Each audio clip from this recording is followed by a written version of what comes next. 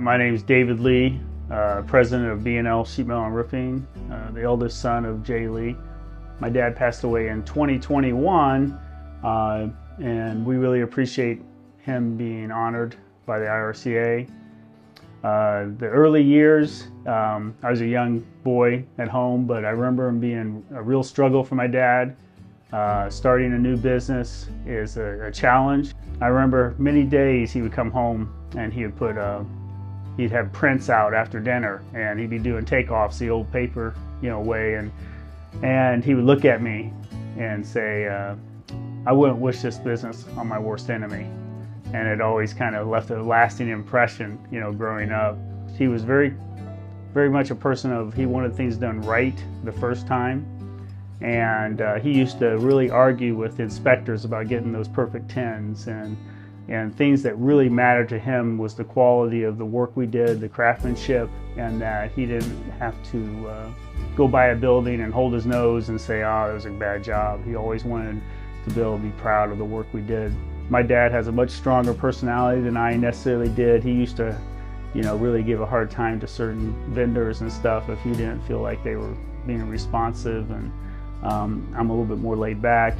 But he really had a heart that he just wanted things done right, and he wanted to treat people right, and his whole life was really transformed by Christ, and so his focus was so much more on just people and on his church and on our family. The business was never the top for him. It was always a means to an ends.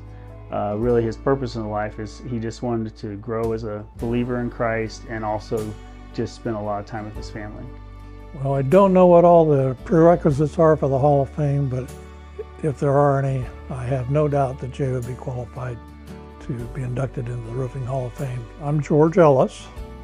I am a retired employee of B&L Sheet Metal and Roofing. The main thing I can talk about my relationship with Jay and Jay's testimony and passion of his life is his faith, and knowing that he was a strong Christian, and we shared a lot of that together. And as we were going through the battles of roofing that it is, lean years, good years, and bidding jobs, and he'd come into my office, and of course we'd talk about different projects and that sort of thing, but quite often we ended up talking about our subject of our faith and things of our faith, and that was what a blessing that is, to be able to talk to your boss about things like that and just share fellowship about that. And that was Jay's philosophy, just constantly trusting the Lord through the good years and the lean years, and that was what impressed me so much. Hi, my name is Dan Meyer, and I'm Jay Lee's son-in-law. Jay hired me back in the 80s to work the roofs. All his son-in-laws had worked on the roofs. I think there's maybe a phrase or something that says, keep your enemies close and keep your son-in-laws closer. I don't know. He was a strong businessman. He had high standards of quality, and he used to send me out to on the roofs with the roof inspectors once the jobs were finished, and he demanded that we get 10s, perfect 10s on those projects. And if I would come back from those roof inspections and we didn't have 10s, I got chewed out for it. He was also a very kind man and very encouraging. If we ever had any problems, his door was always open. I think this is a great award for Jay. I think he's well deserving of the Hall of Fame. He was a pioneer back in the 1980s with EPDM especially. And it was great working for him and great having him as a father-in-law. I'm Jerry Davis. I've been with B&L for 29 years. It's been a great place to work. People are fantastic. Jay was here, whether you was having a bad day or a good day.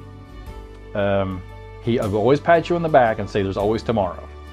And there's just not really many jobs that you can go to where the compassion from the owner is felt the minute you walk in the door.